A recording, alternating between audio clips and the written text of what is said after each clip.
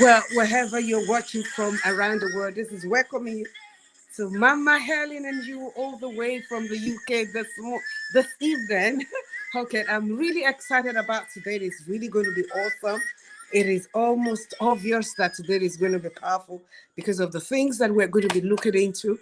As you're joining in, I just need you to kindly click on the share button. Madlit Burger from South Africa, A-Check from Nigeria. It's so good to have all of you in. Just click on the share button and let us see as many people that we can bring in because today is really, really going to be awesome. It's really, really going to be awesome. I can almost tell, it's going to be powerful. So wherever you are, this is the time for you to click on the share button and let us have a ball together. Welcoming you again to Mama Helen and you all the way from the United Kingdom. It's going to be powerful. It's going to be interactive. We just simply want to look at our teenagers, our youths, what is plaguing them in today life and how we can help them because they are our tomorrow and we need to take a patient look at the way they are and then of course to help them shape their future because their future is our future. I want to appreciate Princess Helen. So good to have you. Thank you so much. Thank you. I'm reading some of your comments. Oh, Loki, thank you. Awesome time with you as well. Michelle, thank you so very much indeed. I am grateful. Let us just click on the share button and see how we can bring in more people. Just give ourselves just one more minute. Oh, Miss KK, good to see you. Thanks for joining us today. Where normally you're always at the panel, but today I think you're watching us, and that is extremely excited. Honestly, it is. It is. And you can always jump in at any time to make your own contribution as well. It's so good. Well, Leslie, thank you for being part of us today.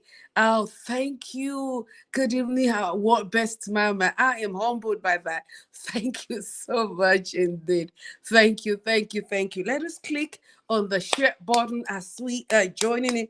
Our guests are ready, and I'm telling you, these people, they are incredible. They will be able to do justice to today's topic. I know without a shadow of doubt, you can almost tell that they are ready, they are prepared, they want to contribute, they have interests in of today's youth, and yes, it is time to start. So once again, this is welcoming you to Mama Helen and you show all the way from the United Kingdom today by the grace of God. And the topic of today is no other than trapped in addiction, the plight and the reality of today's youth. Yes, trapped in addiction, the plight/reality of today's youth. And when we're looking at youth, we're only just talking about our youth alone, but also our teenagers as well, because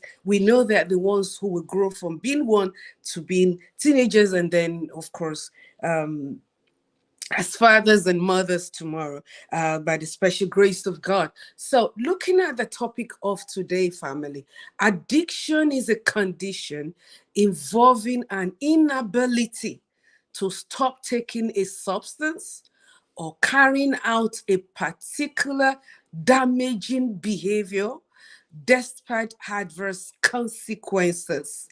Addiction carries with a range of dangerous psychological, physiological, and personal complications, which not only greatly affect the life of the addicts, but also affect the people around them. The risk of developing an addiction is exceptionally high during the youth or should I teenage years slash adulthood. And worldwide families and communities are suffering because of addiction's widespread impact. Nobody starts out intending to develop an addiction, but many people get caught in its snare. And on today, on Mama Helen and you, we will be dwelling on a very important topic titled Trapped in Addiction, the plight/reality of today's youth. I am excited to welcome all of you that are already joining in around the world. I am excited about it. And to do justice to today's topic, we already have some of our guests in house, and I know that it cannot wait to be added. So one after the other, I'm going to be harding them, and as they join in, kindly celebrate these women. They are beautiful people. They are beautiful people. Celebrate them as they join in. Just celebrate them. Celebrate them as they join in today. Okay. Okay. Okay. Awesome. Awesome. Awesome. Okay. Let me start with Mrs. Ibironke John. Who is Mrs. Ibironke John family? Now, Mrs. Ibironke John, no one is to tell you that she is a Nigerian. Okay. She is a Nigerian. Um, just a moment. I want to be able to introduce that properly tonight. I actually have details, but I don't know what I did with it. So just give me a moment. Okay. But whilst I'm trying to get at the detail, by her today is also a great woman as well. Okay. She's also a great woman as well. Um, just a moment, family. Let me try getting it all sorted properly. Okay. So, let me start with the, is it Oh my gosh, she's gone off actually. Oh my God. Oh my God. In a moment. Well, whilst I'm trying to sort things out, listen, I wanted to begin to prepare your questions, because I am already excited. I want to begin to prepare your questions. I know you have a lot of questions for me to handle today. And then, of course, not just for me, but also, Eteka, you just said in, Mrs. Ibironke, it's like I missed it out when I was transferring my files because I would want her to be adequately introduced today. I would want her to be adequately introduced. These are wonderful women. Okay, now I've seen it. Mrs. Ibironke Jom is a social justice advocate, speaker, and educator, the author of a high impact book called Love Broke, the silence on childhood abuse. By the way, I'm sure she was going to be telling us on how we can readily get that book because I know it's something that is really burning in our hearts. Okay, again, she is a speaker and an educator, the author of a high impact book called Love Broke, the silence on childhood abuse. She narrates and educates the church on the issues that affect people from reaching their full potential. Ronke trained as social worker and appropriate probation officers, giving an extensive experience in working with people with diverse and complex issues to enable a change of mindset in both victims and perpetrators of crime. I can go on, but let me settle here by saying that she is the CEO of a newly formed CIC called Empower to Transform. Well, family, could you please help me receive this great woman, Mrs. Ibiron Kejan? It's such a pleasure having you on Mama Helen and you today. Thank you, Dr. Helen, Mama Helen. Thank you so much. And Well, thank you, everybody. the pleasure is actually ours. And then, of course, next to her today, is no other person than Dame Bridget Suheli. She has degrees in modern languages and theology from the University of Ibadan and Oxford as well. She's a certified mediator / counselor, a Myers Bridge personality consultant. She is an experienced marriage, family, and relationship counselor and a cognitive behavioral therapist with about 4 decades in the practice of counseling, having worked successfully with thousands of engaged and married couples, singles, and individual members of the family. Dame Bridget Suelil is the founder and chairperson of Relate African Organization for Marriage and Family. She has established the Relate Academy for Relationships and Counseling Sciences, has trained many counselors across many denominations and schools. Today, and schools, as the case may be. Mrs. Bridget Swelly, am I pronouncing your last name correctly? It's Sueli. It's Swelly. Okay. It's Sueli. So Thank you very much, Mama Helen. That's lovely. Thank you for that introduction. I'm very pleased to be here. oh, thank you so very much. You did, ladies. I mean, we are so glad that you will leave your busy, schedule to be part of today's topic. We do know that our youths are tomorrow, and if we can't start looking at some of the issues plaguing them, then we haven't even started at all. So, on Mama Helen and you today, let me just quickly throw in some questions right away. Now, the very first question is, what is addiction? Let's look at that. What is addiction? What do you see as addiction? Well, you can both jump in, but maybe we'll start with Miss Jan. Okay, so I see addiction, and so does the dictionary actually, as a condition in which somebody has a compulsive, a compelling, note the strength of the words. From the strength of the words, you get an idea to a substance or a behavior sometimes that affects them in such a way, mentally, socially, financially, physiologically, like you said, in every aspect of their life or in some aspects of their life. And it's such a compelling force that they go back to repeatedly, even at the expense of their lives, the lives of their own, financially, and in so many respects. So it could be an addiction to a drugs, and I'm not going to take much time. I know Bridget's going to take over. It could be a substance, so I don't want to go over to some that we're going to go into. And it could be a behavior as well. And there are various forms of addiction. So you have addictions to substances, addictions to behaviors, and it can affect anybody. Okay. It can affect any it person. can affect anybody. Okay. Yeah. Well, I want Miss Gigi. Let me just stay on the first name so that I don't get myself trapped. Okay. So Miss Bridget, what would be your definition? What's your perspective? Well, if I may I also stay on first names? If you don't care, may I call you Ibirunke, and you can call me Bridget. I totally agree with Ibirunke's definition, and it's important to recognize that no one wants to be addicted. And the word she kept using was compelling. And so it is a compulsive disorder, an inability for a person who seems normal to lack the capacity to self-contain and self-control from using substances or acting in ways that create self-harm. So that is just what it is, compulsive. That's just what, that word compelling cannot be taken away from the definition of addiction.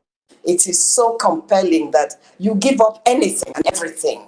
Some people give up honesty, integrity, they give up family, they give up friends, they give up relationships because they can no longer trust, they can no longer, themselves to stop the behavior.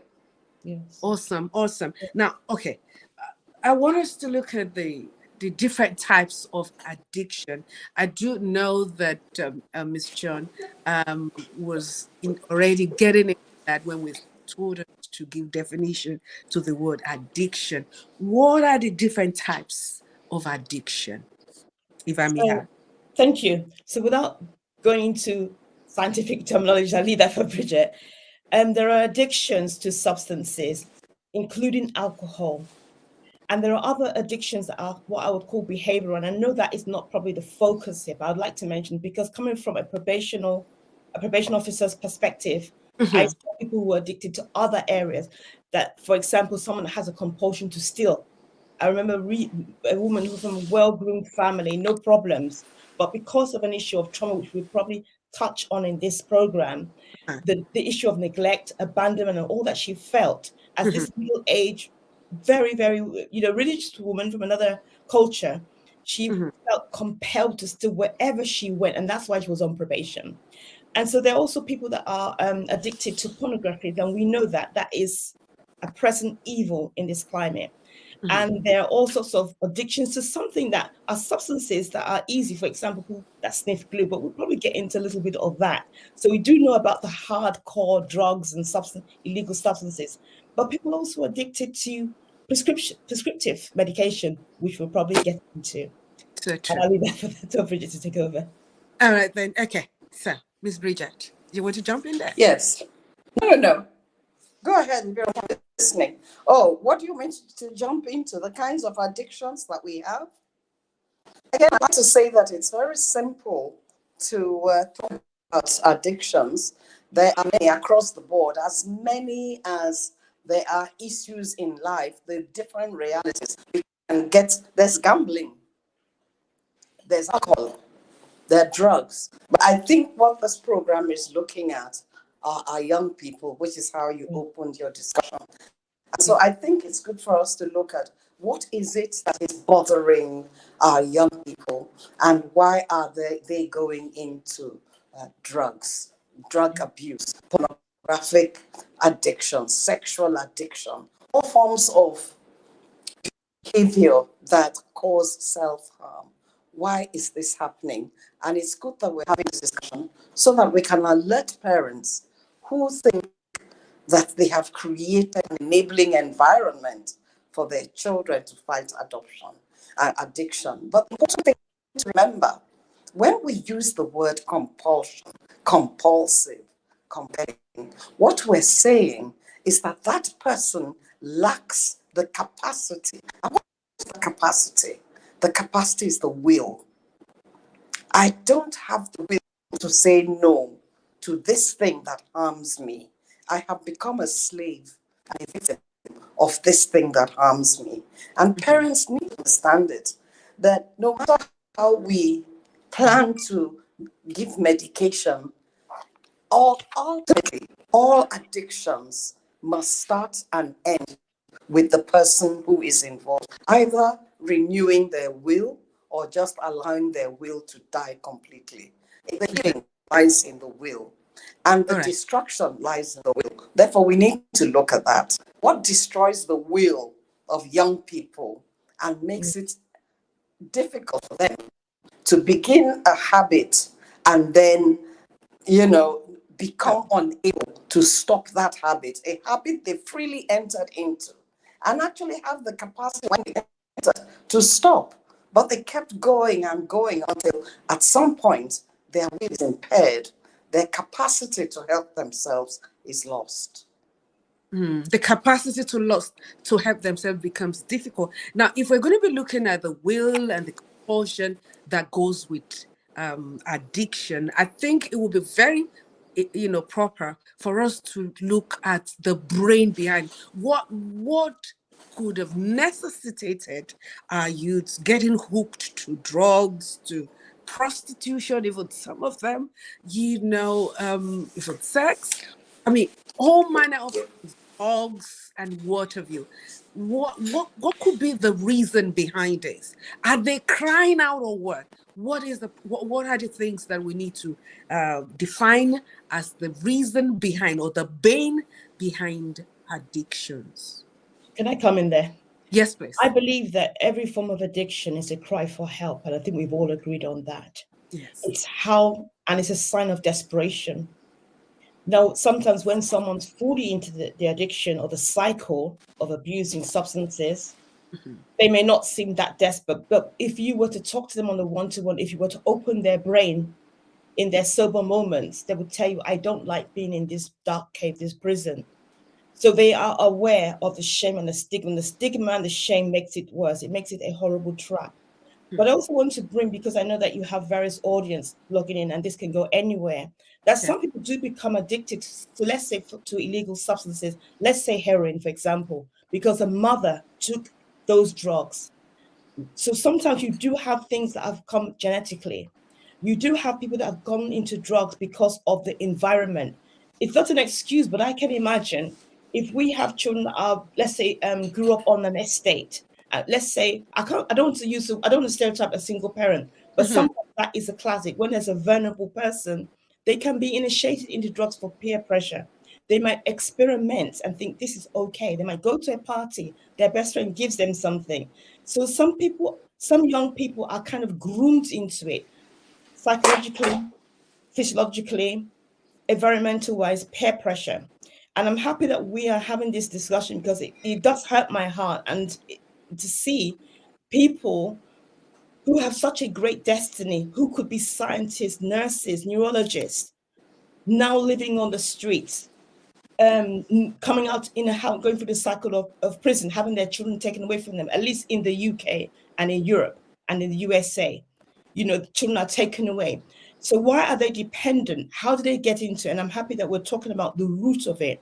But one of the things I really want to make a cry out here is that, yes, parents might say that's not how I brought up my child, but we are probably going to talk about what parents and caregivers can do. What can the community do? Is the community involved? Because sometimes you find out that the young person or that person has cried for help and have been unsuccessful. And sometimes because of lack of understanding, we've condemned them rather than helping them. Or sometimes some parents have enabled them, you understand, in different ways and not confronting the issue by going alongside with them. So we need to be able to come alongside these young people, what the cycle they are going through, and have a greater understanding that there's various ways that people can become groomed into taking illegal substances. And the big one I'm sure we'll talk about is alcohol as well, because it's a socially acceptable well, I wouldn't call it a drug, it's a substance. And therefore, there are many people that are pretending that they don't have an alcohol problem. And we can probably go into that later on, but they do have an issue with it because they're hiding it, because it's more sociably. They hide something. There is something behind this, isn't it? And I think, in resolving, or should I say, in mitigating against these aspects of our today's topic, there's a need for us to really, really, really spend time on the root cause, because in doing so, that could possibly create a major awareness, not just with our youth, but even with our parents as well. Because sometimes, like you hardly said, if a mother or dad is addicted to smoking, to drinking, or possibly some of these vices, as it were, the influence can also be there. But the aspect that I want us to look at critically is the genetics of it. So can we dare say that addiction could be as a result of brain or mental disorder? I don't think that anyone is born an addict. Okay. And so the brain is fine. What we could say is, what impairment did the brain experience? What training did the brain get? The brain of children begins to develop from the minute they're born until they are teenagers, and the critical parts of brain development concludes between the ages of 12 and 25. And now this is the age at which most young people are vulnerable. So if this is the age of vulnerability, it means we've got to pay attention to ages 11 to 25. What do such children need for optimum brain development? It is clear that family is what is needed at this point. At what point did we give children the confidence to say no to the things that are not good for them? How do we teach that to young people? How do we teach refusal skills? How do we build the confidence that makes a child able to say, no, this is not good for me? What examples? I like what Ibironke has already made a point of, where family is anyway in drugs or in drinking or in any excess of behavior. That's fine. You cannot be other than where you were raised. And so for those children, my sympathy goes. They're the most difficult to deal with because they grew up with this. And therefore, in their brain development, it was totally and completely impaired.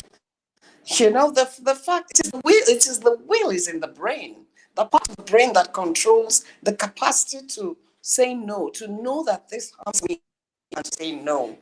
And so if these children are just there, soaked in the situation of addiction, then that's a problem. We have another case, something that's growing right now. Sexually addicted women who are addicted to sex. Addiction. I think Biron mentioned prostitution, or was it you, Helen? There is a lot of addiction to prostitution right now. And this, sadly, is again as a result of abuse, sexual abuse of children. So many more children are being sexually abused. And so, again, caution. How do we protect the girl child and the boy child at a young age? Let's not say that it's only the girl child. There is something going on in the world now. Every young child is a victim, is a potential victim of abuse, sexual abuse. And so we must make sure we support the upbringing of these children. Supporting the upbringing of the children. That's awesome. Now, I want Ms. Jones to jump into this. I mean, what have you to say? You know, is it because I would think that in passing, you know, you make mention of it, you know, being generic, or did I not hear it? So, is it brain? You know, I mean, does it have to do with brain or mental disorder? I just want to break it down. So we do know that in the brain, and I think that children and parents and us need to be educated about the importance of the brain. And like Bridget has already said, that there are things that the way the brain is created, there are things like you call dopamine that helps the brain. That's like the mood of the brain. That's to do with the brain, the mood, and the focus, okay, and learning. And then you have other parts of the brain that call what we call the reward side. When people abuse a substance, or if they're addicted to a behavior, let's say, you know, sexual behaviors, there's certain parts of the brain that get rewarded. It satisfies that part.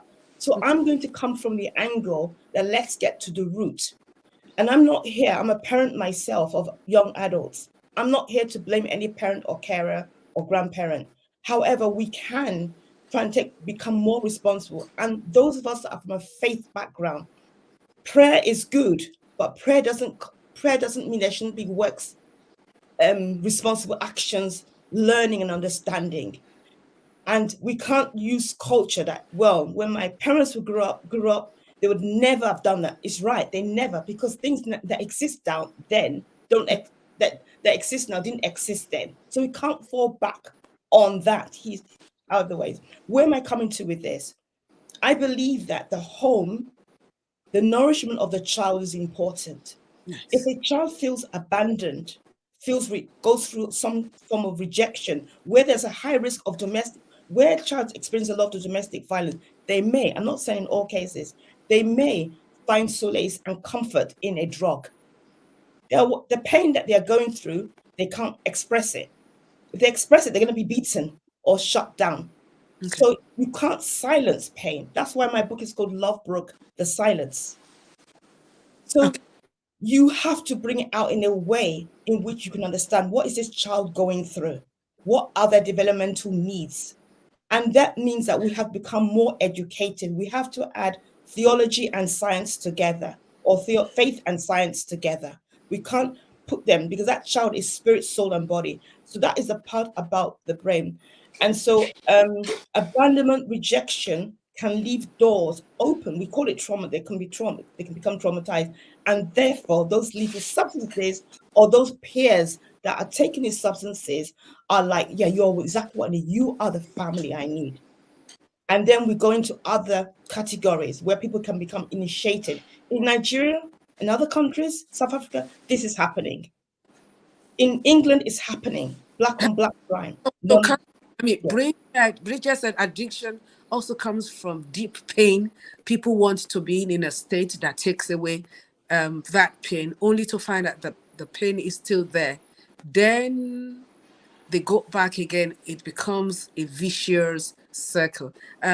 Okay, bringing in Mr. Emmanuel Udofia, okay, intentionally so, because he is not wholly he doesn't only hold a Bachelor of Arts degree in philosophy from the University of Ibadan, but the aspects, deep in communication and many, many other things. But what I love about his pedigree is that Emmanuel's commitment extends beyond words as he actively engages with the children, with children and adolescents through rural and urban outreach initiatives.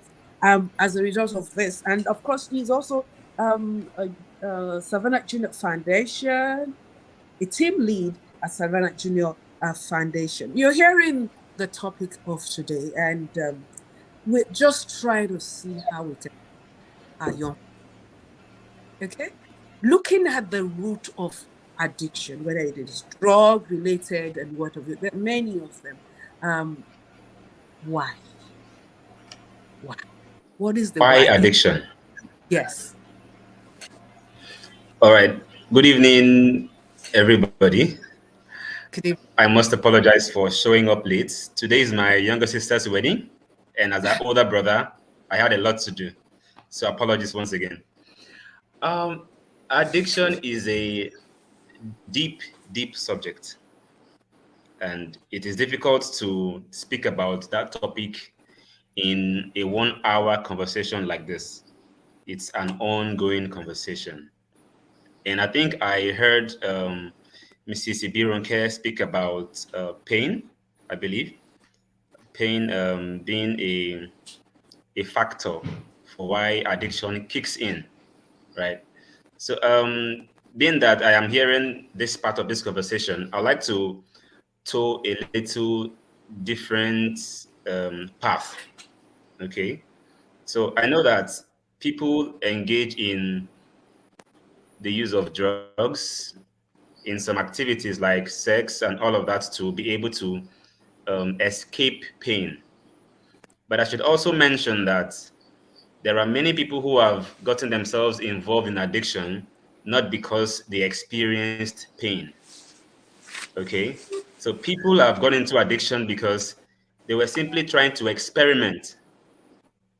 So I speak from a position of a young person, someone who has interacted with many young people, and someone who has also experimented personally. Okay? So young people, as you may have mentioned during the course of the program, young people are um, ready or inclined to try things out that their peers are trying, not really because they are in pain. Okay? Some people just see their friends talking about some particular psychoactive substances and they feel like, oh, it's going to be cool, peer pressure. They want to try it out. And so once they try it out once, twice, they want to do more because clearly their brain wants it more, right? And then before you know it, it becomes a habit. I remember many years ago, a friend of mine, told me, "Oh, have you tried this before?" I was like, "Really? How does it make you feel?" They were like, "Ooh, you just have to find out yourself." And then this was at a religious gathering, right? And then I tried it once and I felt amazing, right? So second time, third time, the fourth time, I was looking for where can I get this thing? But for some reason, I would say there's some divine intervention, right?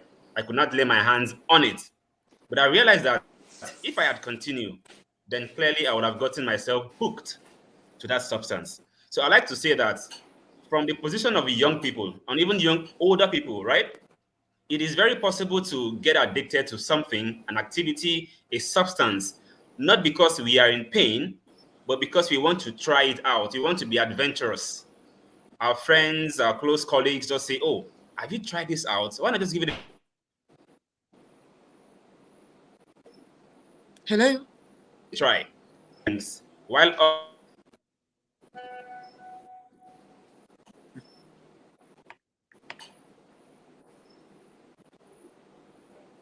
Hello? Okay. I think he seems to be having a bit of connection challenge. yeah, sorry. Okay. Yes, I believe you heard me right. So I say addiction isn't only introduced because people have pain and they want to try to escape that pain. I would say people also get addicted because of the need to be adventurous, curiosity, and peer pressure. Curiosity. Okay, we've actually looked at it, but thank you so very much indeed. Now I want us to go a little bit further into this. I mean, perhaps maybe when people understand the effects of addiction, they will do something about it. You know. So can we concentrate on the effects of addiction? And I would like to immediately go to Miss John to help us look into that. What are the effects? So some of the effects are, like we said, physical. They affect the person's physical well-being. It affects their relationships. You can imagine someone who is a heroin or cocaine user has to get a supply. They might start stealing from the family. It might cause, it affects the brain. It affects the sleep. And if someone's sleep is affected, it's going to affect other areas of their life, their potential. It's going to affect society in general. It can lead to homelessness. It can break relationships. It can cause all sorts of damage to the body organs as well. We've said to the brain, but to other parts of that person's life. Employment-wise, who wants to employ somebody who is unstable and cannot show up at work at the set time or attend college at the set time? So it's going to affect all spheres. It affects society. A person who is, let's say, 20 or 18 taking drugs, is going to affect their siblings. Yes. Which parent wants to have their 20-year-old living with them and their 7-year-old going to be at risk? It can lead to some kind of behaviors that the person never thought they would get into, which I know people who have tried to, for example, stop taking cocaine and then decided to take more alcohol because they're in this cycle of trying to come out of some form of addiction. It can lead to what we call sexual misconduct, things they never felt they would do before.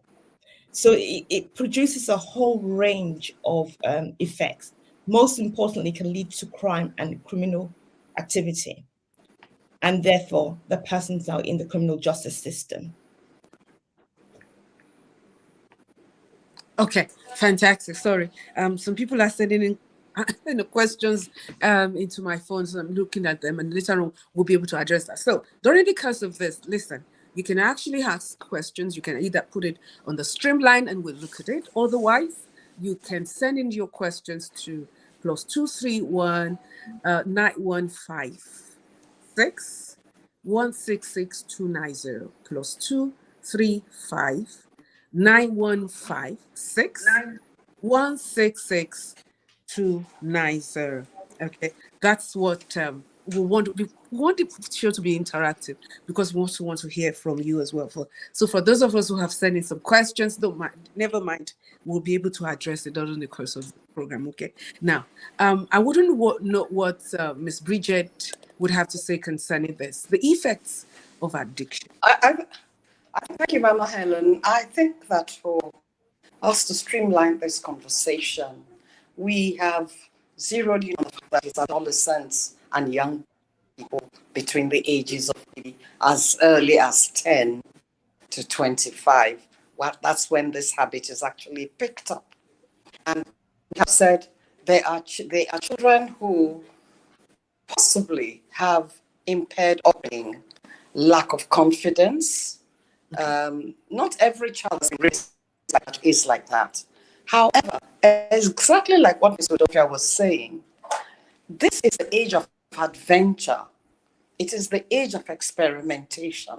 And so that's why young people are taking on camps, taking on visits, taking on various things, even in school, to experience new realities. So since we know this is the landscape of the young person at the ages we have just delineated, what we need to do is, yes, keep in focus the consequences of this. However, our education for parents, because many parents are out of touch with what's going on. And therefore, we must seek now to address parents of children between pre-adolescents and adolescent children to young adulthood, to say to them there is danger. For instance, you're trying to train a child who is 3. He sees an oven and he's going to put his hand in the oven. You make the child recognize that this is fire and it will burn. So sometimes, so you need to find a way to show certain adventures, certain experiments are inimical to you, and tell them what the consequences are. But how do we train them to choose the kind of adventurism they go into? I think it's because these issues are new things that are coming up. Before, most parents who are in their 50s or 40s that are likely to have teenagers didn't have the drug pandemic, the drug abuse pandemic that we have today. And so they don't even know what it is. For instance, one of the very frightening statistics is that the incidence of girls going into drug addiction has risen incredibly. Now, that's something to worry about. So it's very important to see. These are sometimes children from good homes. We have alcoholic, we have gambling, there's all kinds, but the drug abuse is actually growing exponentially. And so I think that what it is addressing the point that Mr. Dofia has made. If this is the age of adventurism, how do we educate the child to know that there are certain adventures that are inimical to him? I think that's where the discussion, I'll be interested to hear from Mr. Dofia. What do you think will stop a young boy? How are we going to learn how to help a young man who is very adventurous and wants to try? Fantastic. Okay. Well, before we get into putting up preventive measures, let us look at the solution bit of this. We have some parents whose children are, suffering from this, and then we also have the young ones who might be watching, and they are also suffering as a result of this as well. So, the solution bit.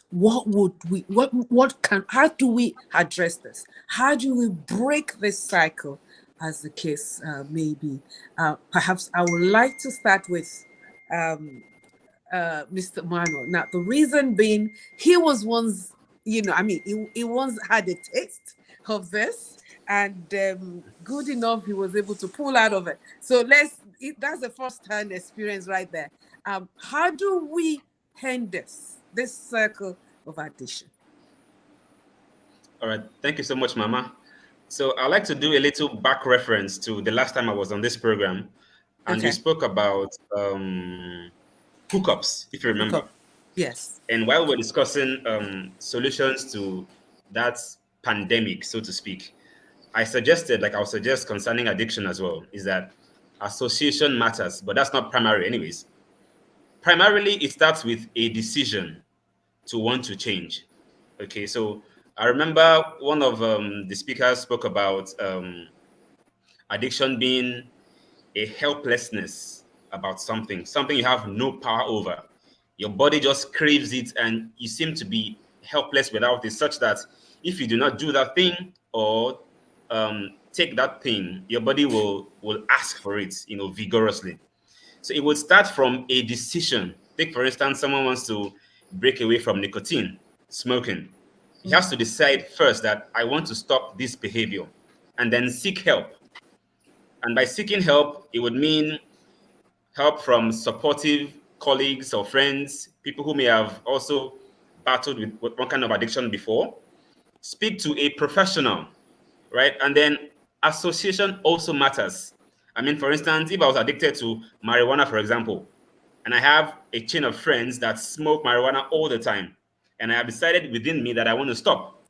But then the closest friends that I have still do what I left or decided not to do. It's going to pose a challenge because it is not easy to find your peers, people in your circle of influence, do the things that you have decided to not do again, but you find yourself doing it over some time. So I believe we have to first of all decide. Number two, get help, and then change our association. It matters very much.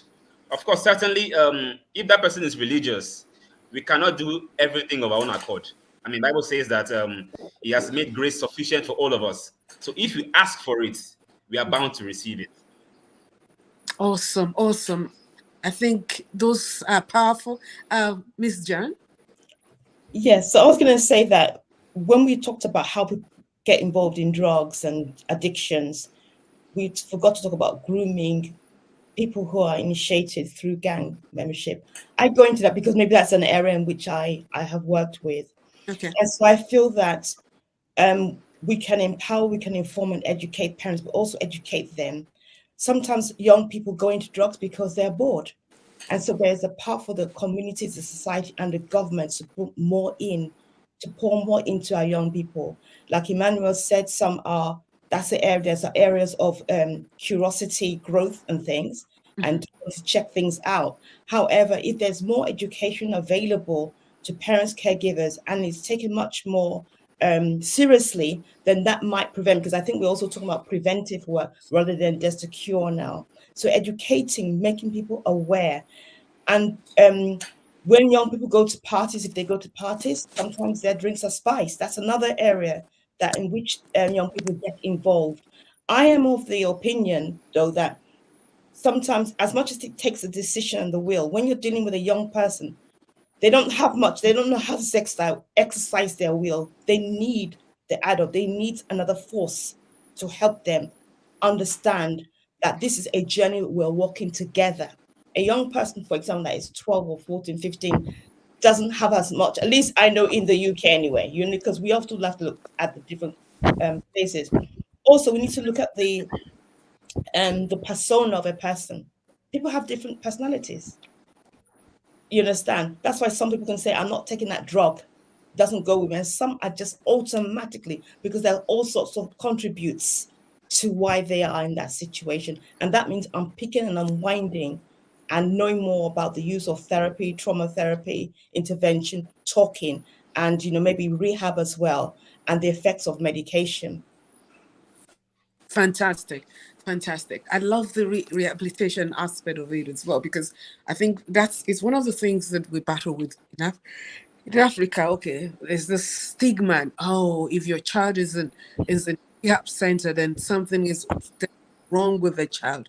So they would rather keep that child, that young person at home, still misbehaving, still on drugs, instead of forgetting about what societal state might be and do something, provide solution, whatever it is. I mean, I am also in the UK as well, and you would agree with me that there are quite a number of young people who are here. Okay, they left the shore of Africa to come study here, and then before you know it, they're into one thing or the other. Could be peer related, or possibly maybe just to have a go. Let's even have a feel. How does it taste? And all that. And through that, before you know it, they're already hooked, and all that. So, but in breaking the cycle, like she has started, both of them have spoken very well. I want Ms. Bridget to also speak to this as well. We're looking at the solution bit. What must we do? A parent is crying out there, my child is hooked on drugs.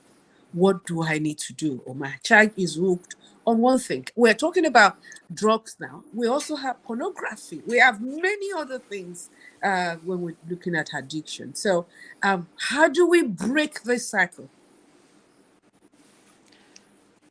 My work with families has convinced me that reversing this situation must start with the family, with the parents. There's just no way. Ibironke made a point. You cannot leave a young person to get out of drugs by himself unless he has a personality natural to him and the numbers are low on that side. So we need to have grown-ups pay attention to their children. And the best grown-ups to do that are the parents. Now, most parents are ignorant. So we need information. What are the churches doing? Where do these parents go? The churches are full of parents. So the church is the first place to give information to parents about how to deal with this. Now, there's a lot of deception in the hearts of parents. Yeah. They come to say, and they say to me, oh, my children don't do drugs. Oh, my children, I don't need to go there. We have to give education in a way that doesn't seem to be that we think people's children are doing it. I don't know how it can be done in churches, but I see the church as being a powerful force in all the denominations. That's number one. Number two, we do not have counselors. So if a young person just decides, okay, I need a grown-up, I can't do this on my own, where does he go? He doesn't want to tell his mom, but he wants to see someone. Again, no church has any counselor of any kind, professionally, sitting in offices from Monday to Friday, at least in Nigeria. I don't know about elsewhere. So we need, a few churches are waking up to the need for this. There needs to be support for parents. Ignorant parents, it's not their fault, they don't know. In fact, a particular parent was saying to me, oh, I even go and buy drugs in the chemist. And she thought drugs means medications. So there are this clarification of terms that we need to give. The third thing we have to address is that the world, Europe, the Western world has made legal a lot of these substances that are poisonous to young people and addictive. And so that has desensitized people to the dangers. So they're telling you it's okay, it's not so bad, it's like drinking a glass of wine, it's like doing this and it's like doing the other. But a glass of wine doesn't do for you one glass. What one shot of whatever it is, cocaine or whatever, would do. So like Udofia just said, you take it once, oh, you feel good. You take it again, you feel good. Alcohol doesn't do that exactly like that way. So these chemicals that we are not talking about, we need to learn them. We need to learn what they are. We need to learn what their effects are. And we need to teach parents so that we can counteract this information that there's nothing wrong with it. And finally, we mustn't forget what Udofia says. Okay. Adventurism has to be dealt with. And we need to delineate which are the safe adventures. We need to start teaching from age 8. It's a kind of, what do they call it, brainwashing. You know, forming the child from a very early age to say, don't go there. You'll kill yourself if you go there. Don't go there. I remember once I was in a car and we stopped at Yaba at the railway line. And our car was the first car. And the nose of the car was just touching the gate that was used to create the boundary. And the driver driving me started laughing. And then I said to him, why are you laughing? He said, you know, when we were growing up in Jos, the train used to pass by our house. And our parents told us that if you stayed anywhere near, she said like a mile off, that the train will suck you with its power. And this is the mystery of teaching a child the danger. We need to create some form of mystery. I don't know how it's going to be. The man says, and so for that reason, no child stayed near a train. I can almost say that you have a lot to talk about this. Okay. So thank you so very much, Bridget. But let me just jump to Emmanuel. you know, you have a young person who is really, really addicted. Let's look at drugs, for example, to drugs. What do you do? How do you help that child out or that young They person out? don't. Good question and tough question. Okay. So, with young people, and I believe with anybody who is struggling with something, I believe that shame is a common factor. Okay, shame. Okay. Yeah. I recall one time when I was a teenager, yes, and I was protesting against my father about something. And I thought a very good way to punish my father was to get drunk. And oh yes, I went to some birthday party and I had a good dose of, I think it was spirits of vodka or something. And I came home looking wasted. And guess what? My younger brother saw me, and in my state, I saw the shame, the shock in his eyes. And that was the last time I told myself I was going to be in that position, right? So I think people who struggle with addiction, they are not proud of it. They are Yeah. ashamed because, I mean, human beings are they naturally love to be in control. I mean, God created us that way, right? To be in control. So when they lose control, they don't enjoy that. So there is shame, there is guilt sometimes. So what we need to do with them, especially young people, is to accept them without judgment. Don't make them feel worse than they already feel. Okay? Talk to them. Create a most time when we do not do these things, we just blame them and we go on preaching to them sometimes. I mean, I've seen people who were depressed, and the first thing that came out of somebody's mouth was, how can you be depressed? And they went on waxing, philosophical about the Bible stuff and all and all and all. So I think, first of all, accept them. I would accept them. Do not judge, and then listen to them. Try to do a contact tracing. For how long have they been into this addiction? What are the factors that expose them to this addiction? Because if you want to help them get out of it, we have to have some level of information about some of the factors around them, the family Mm. situation, Yeah. school, friends, locality, Mhm. their financial sometimes it could be poverty. Sometimes people have a lot of money, and then it helps to feed their addiction. So I believe it's a number of factors, things that we can do together, put together to be able to help these young ones. Accept them, do not judge them, and then help them to find solutions, real practical solutions to this. I know it is not a once and for all help, okay?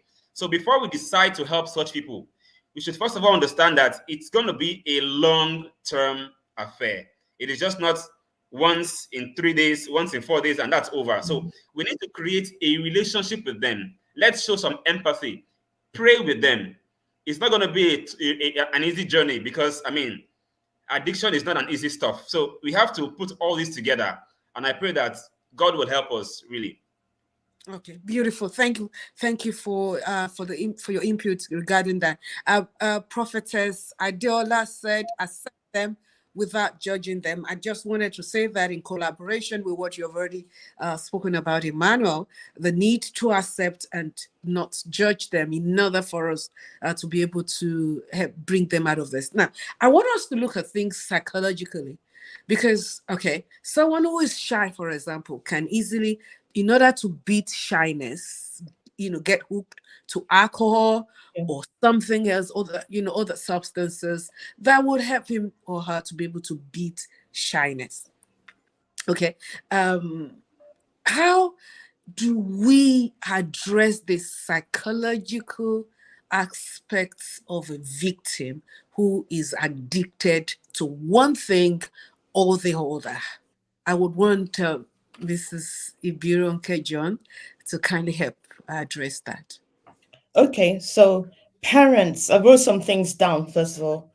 Um, Parents do need to become more aware, and so does the churches or what other faith groups there is.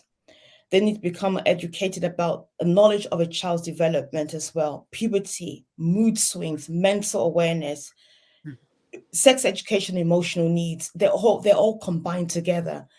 When we do that, we can actually help a child who is already in, stuck in one kind of addiction, and to become aware about what I call when a child is neurodiverse. So if it's a child is struggling with ADHD or with another kind of learning disability, sometimes that can open the door for them to feel that if I take this drug, it's going to help my brain to concentrate better. I do know of a person who told me of that recently. So we do know that children can get into addictions for various reasons. So a child, a parent or a caregiver can help by walking alongside, knowing that it's a journey. I'm going to say this because I know we are probably all Christians here. Binding and releasing a demon from a person doesn't always help. We have to let our child, when we're even praying for our children, we can pray that, but we can also let them know that we understand their spirit, soul, and body. And when we do that, they don't have to feel as much shame will come, but they don't have to feel as if they have to pretend. You understand? Because if you don't help a child to be whole and honest, then the addiction stays within them.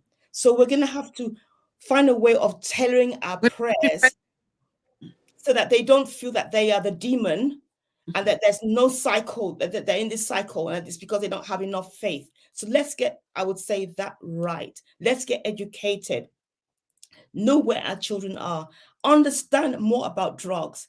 In the Western world, this thing called fentanyl is coming onto the market. Realize that, tell and be aware of our children if they have colored things, colored coded kind of tablets, because these things affect them. Another one I want to bring is that some children are addicted to nicotine and vaping. That has become a major thing now because it kind of gives them that feeling of soothing, their thoughts and things. So I think it's just being more aware and being and helping them. And also we can help a young person, whether they're shy or not, by their telephone, putting certain things, boundaries on their phone, their social media. You can say, I need to be more aware, but not from a supportive view, but also as a parental, boundaries and things. I think that will help a young person as well, whether they're shy or whether they have a very bubbly character. Personality. And talking, can I just say something? Talking is so much important, and it's not talking down, it's talking and listening.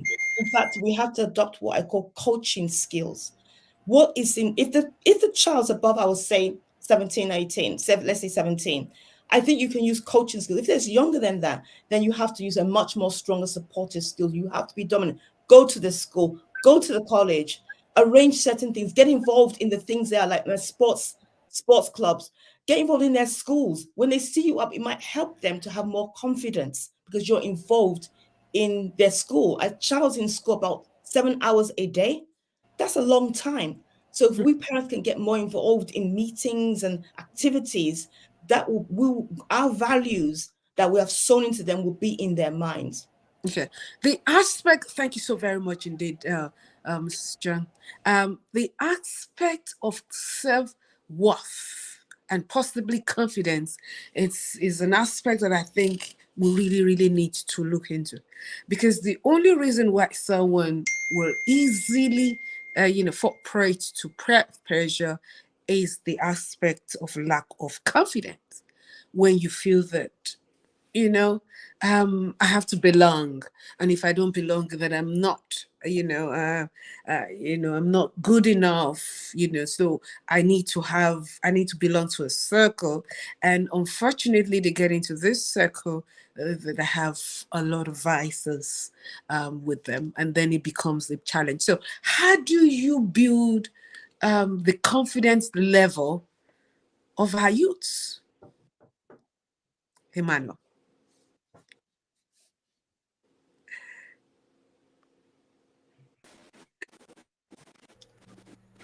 Sorry, can you say that again, please? My apologies. Okay, how do you build the confidence level, of our youth? Okay, so depending on, like Ibrahim said earlier on, depending on their age range. So if there is so much that talking to them can foster their self-esteem. Okay, so self-esteem issues most times they fluctuate at a younger age, usually 12 as adolescents, right? An age group where they are trying to find their self-identity. So most times what others say about them matters very much to them. And that's why parents, responsible adults in these children's life are very important. You cannot talk down on them and expect them to be bold and confident. So what if these young people have lost confidence and they are growing into, say, teenage and into their tweens? We can as well still do things with them and things for them to remind them that they are valuable in themselves, that they need nothing or people to tell them otherwise. So it's really a delicate situation because we also find ourselves in other people, right? So if we can also help to talk with them as they grow from their young ages, and as they grow older, we can also encourage them as such that they do not resort into substance abuse just to get a false sense of self-esteem. I think that would go a very much long way, Mama. Okay. All right. I So must, I must apologize for being thrown out. I don't know no, what we do happened, but understand. We do understand. At least you're back, so that's beautiful. I would like to go back to Miss John, and the reason because this is what she really studied. From what I, Mhm. from say, confidence, confidence. I know that adults are struggling, but we're looking at the youth today.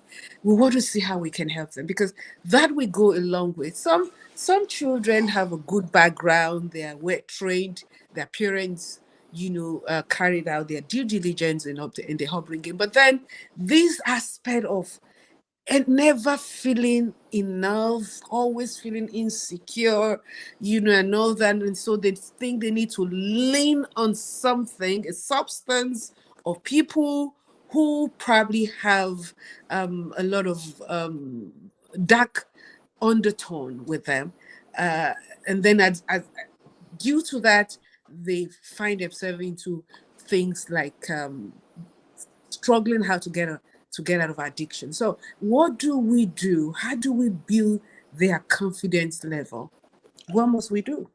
I think it's taking every child as an individual person, respecting that person, that child is a unique person. They're not like, let's say, their brother, for example, their older brother or the younger brother. So when you do that, you're letting that child know that they are unique and created uniquely, and therefore their needs might be unique to them. Also, if you are a tired mother or a lone, a single parent, be aware there's no taboo on that. However, you might need extra help to help your child. They might still need, more of a balance, an uncle, a brother, somebody that can help them in your parenting. I also feel that compassion is so important. Compassion for the child, but compassion for yourself as well. Because when you have a child that is into drugs, it is very draining. The ups and downs, the slyness of it is very, very draining. And there could be a stigma. You don't want people to know, but you might have to find others to help you so that when you are helped, you can help your child. Like they say, you can't give oxygen to someone unless you've given oxygen to yourself. So you have to help yourself to help your child. Giving your child affirmation, I think that's what Bridget and Emmanuel have also said. Mhm. Words are powerful. So words, having pictures, images, knowing your child's love language is important. We just have to spend more time going to activities. Reaching out for help can help you bond with your child better, bond with them at the seasons of their growth as well, and what they're experiencing. I also believe in your child as well. So if as a parent they might need more help financially, it's about recognizing that, and more help spiritually as well. They might need to be able to get help with that. The community can help can help the parent to help the child, basically. And looking at your child's friendships as well, the places that they go to, the friends that are important to them, and being firm with your boundaries with that child as to the boundaries and the friendships that are good or positive or negative, to be able to have that conversation. I think just spending more time with your child. If you're doing a 9 to 9 job, you know, you have to find a way of deciding what is more important. Is it the big car? Is it this or that? Or is it that if I can spend more time with my child, just going there to their school activities rather than sending somebody else? That's, to me, is an image that they can never lose. That gives them something to hold on. Even if they're tempted into taking drugs, they'll always remember that what mom or dad has done in their life, that can never be taken from them by any drug leader or any shake, because sometimes they go into drugs because they're initiated into it as well. So that, to me, those are strong portals. Okay, beautiful. Okay, I want us to look at prevention, because this, as they say, prevention is better than cure. I just would like to quickly drop in something before we address that. Ms. Ronke said, well, we shouldn't demonize whatever it is, the addiction, and the need for them to know that they can easily overcome these and so on. Well, is addiction not a demon? I'm sorry. I came out saying this because I remember because we want to quickly look at the place. We want to look at the place of NGOs, government, and possibly church entities in helping to either prevent or cure addiction. But see, as a woman of God as well, I've had an experience where a young man who was addicted to marijuana, was brought to me, and he had been on this for years. So I prayed over him, and by next Sunday, when he came along to church, I was told that very day, by the time he got home, he was totally free from that addiction. And he's been battling with it. And he never went back to it as well. So wouldn't you say that church has a role in helping to curb something of this nature as well, without having to demonize the person, but we can demonize whatever, it's the it's the addiction, and possibly cast it out as well, with the aspect of casting it out spiritually, and then of course also going through therapy and many other things as well, that can either help to prevent or to cure. Who would want to jump into this? I'm not going to pick. I think Bridget is there. Okay, say my own, but I think I think that Jesus cast out demons, and so demons can cast out. At the same time, Jesus healed the blind man with spittle and mud. And so the two ways are not mutually exclusive. While we're praying, we're seeking scientific help. We cannot leave prayer out because we know the power of God in bringing the impossible to happen. At the same time, we are rational human beings given intelligence, and therefore we should use the structures of care that we have. And I want to go back to the fact that we cannot leave parents out of this. Love is what kills anyone in addiction. Just simple, unconditional love. yes. Emmanuel Ludofia was saying that he got drunk and the look in his other's eyes made him feel shame. The only time you feel that way is love that makes you feel that way. Love, that's all. And all the young people I worked with in drug addiction, all of them, we have returned them back to love.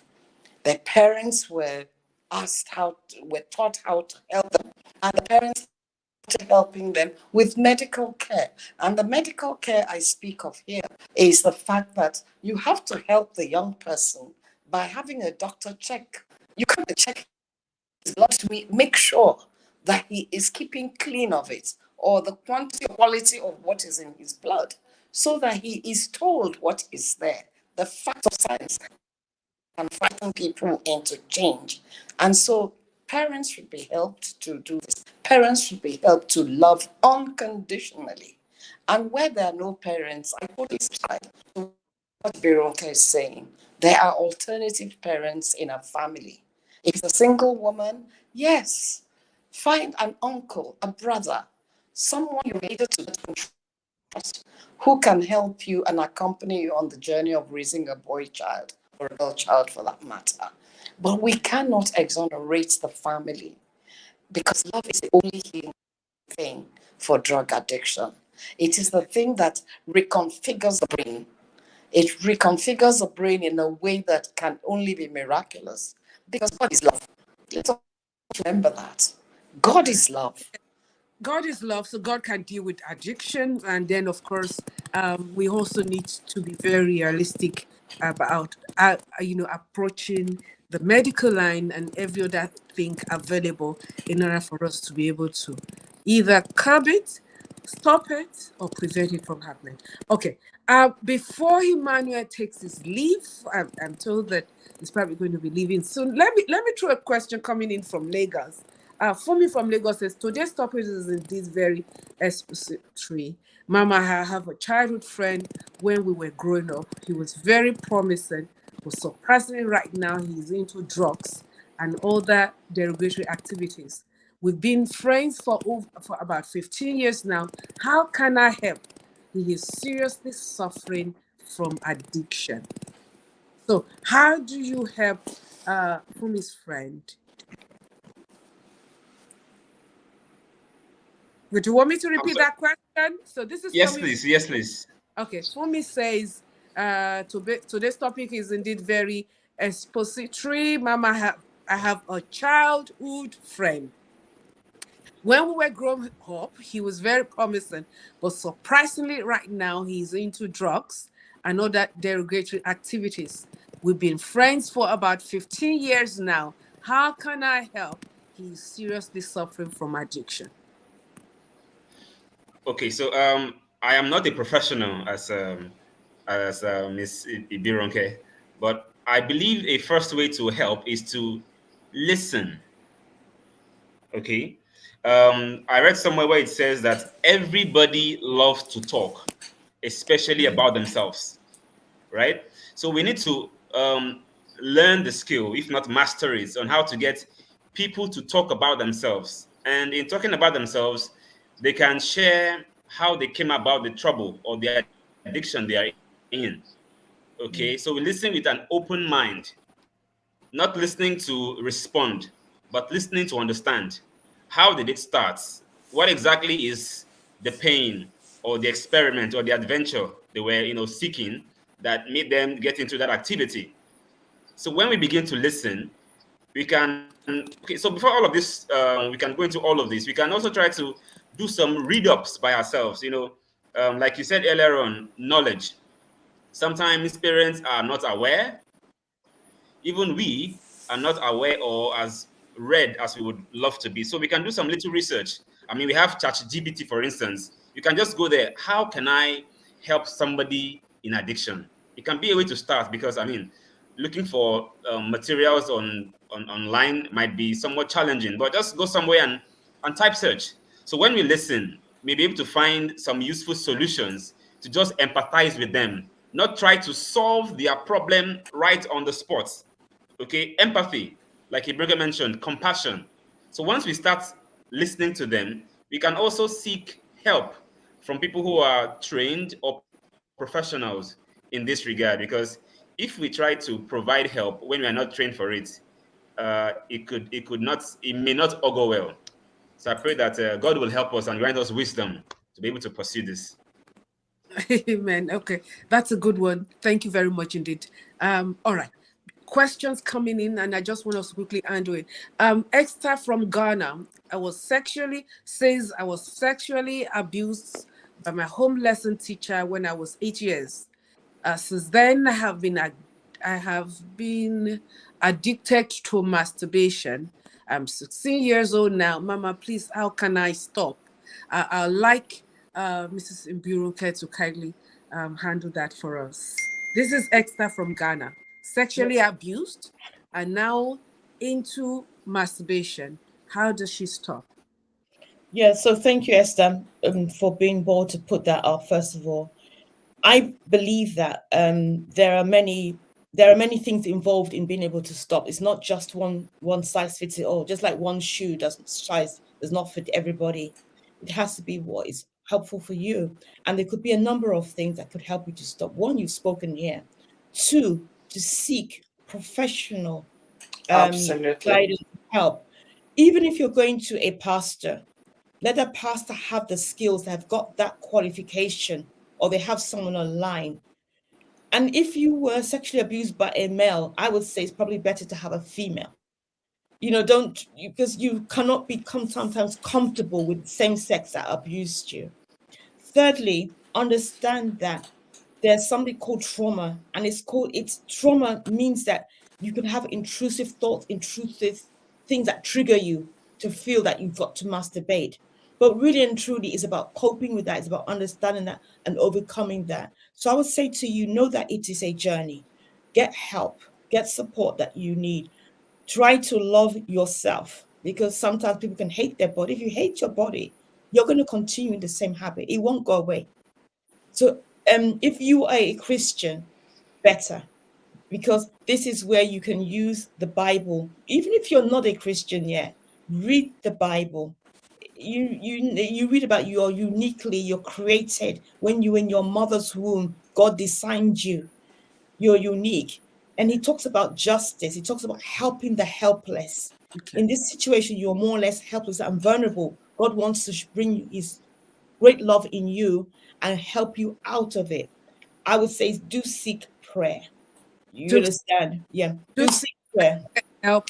Can I just add a bit to that, please? We have 6. I work with girls who've been sexually abused, and this is very typical. First thing, please, Esther, forgive the person. Find it in your heart to forgive the person and follow every step that Ibironke has said you should follow. Awesome. You Thank you. need to talk to someone, please. And then you need to tell that someone about this man that did this More to minutes you. to go, ladies. We have to be really on point now quickly. Anonymous from Kaduna State. My husband disturbed me with sex all the time. And most of the time, I say no to him. I'm actually fed up because he makes love to me every day, even when in my monthly flow. Could it be that he's suffering from sex addiction? Mama, I need. Yes. Who's going to speak? I would say sometimes people need sex therapy and some people need to be confronted. I'm going to be honest with you. To me, that does not seem normal. If you are the Christian faith, even in the Bible, it tells you about leaving, the time of purification. And even though we're not under the Old Testament now, that is basically, I'm saying that men can control it. If Joseph could control not having sex with Mary until Jesus was born, men are born with the ability. And even though he was more or less wedded to her, he waited. So he can. So I would say talk to him about getting that extra help, because to me, that is not normal, especially if you're in your monthly flow. Normal. Awesome. Get help.